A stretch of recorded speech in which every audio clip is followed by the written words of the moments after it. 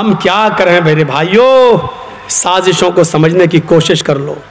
बंगाल के वासियों, इस वक्त तुम्हारा बहुत बड़ा इम्तहान है। हिंदुस्तान नहीं पूरी दुनिया तुम्हारे ऊपर नजर जमाए बैठी हुई है। देख रहे थे अभी कलकत्ता के अंदर क्या हुआ। जैसे ही एक प्रोग्राम के अंदर आपकी चीफ मिनिस्टर बोलने के लिए आई और वैसे ही जय श्री राम का नारा देकर हिंदू मुस्लिम का रंग देने की कोशिश की गई थी। और उस बहादुर लेडी ने कितनी अच्छी तरीके से जवाब दिया, और किसके सामने जवाब दिया ये देखिए आप, किसके सामने जवाब दिया ये देखिए। मुंह ऐसा करके रह गया। सुबह के रात 12 बज रहे थे उसके चेहरे पर हूं। मेरे सामने भी ऐसा कोई बोल सकता है?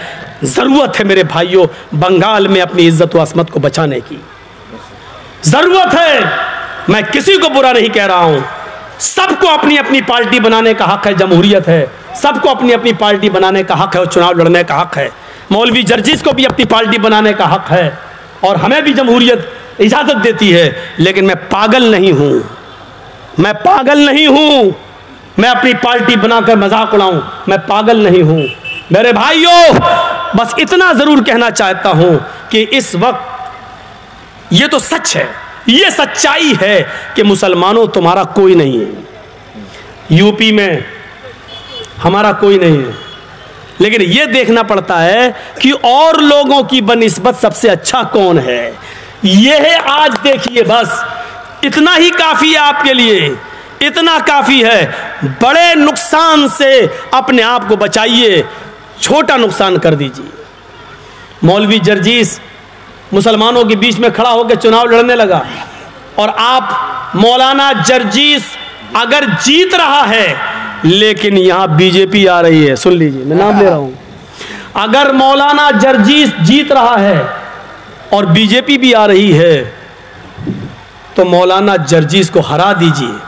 अगर मौलाना जर्जीस के हारने से बीजेपी जा रही है तो मौलाना जर्जीस को हरा दीजिए, छोटा नुकसान कर दीजिए बड़े नुकसान से अपने आप को बचाने के लिए। मेरे चचेरे भाई का, फुफेरे भाई का पैर काटा गया। जब डॉक्टर ने कहा साहब पैर काटा जाएगा, उस लड़के ने कहा नहीं, ऐसी जिंदगी से क्या फायदा, हमें मर जाना बेहतर है।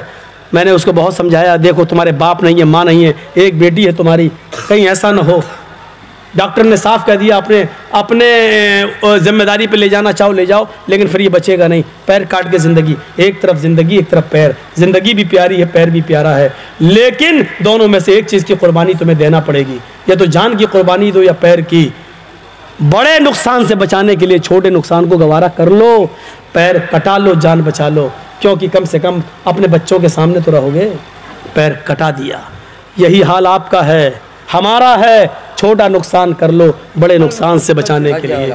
हम इस वक्त इस कंडीशन में हैं कि मेरी बीवी को बच्चा हो रहा है और डॉक्टर ने ये कह दिया ऑपरेशन होगा, मैंने कह दिया करो। ऑपरेशन के वक्त बोला बाहर निकलकर जल्दी फैसला करो, माँ या बच्चे में से मैं किसी एक को बचा सकता हूँ। बच्चा भी प्यारा है, पहला बच्चा है, नहीं खोना चाहता हूँ, और उसकी बीवी माँ भी, यानी मेरी बीवी भी मुझे प्यारी है, उसको भी नहीं खोना चाहता हूँ। वो किसी की बेटी है, किसी की बहन है, उसको हम गवारा नहीं करना चाहते कि वो मरे। लेकिन डॉक्टर ने कहा 2 मिनट में बताओ, और ये फैसला मुझे लेना पड़ रहा है कि बीवी को बचा लो, अगर बच्चा जा रहा है तो जाने दो, बीवी सलामत रहेगी तो बच्चे और भी हो जाएंगे।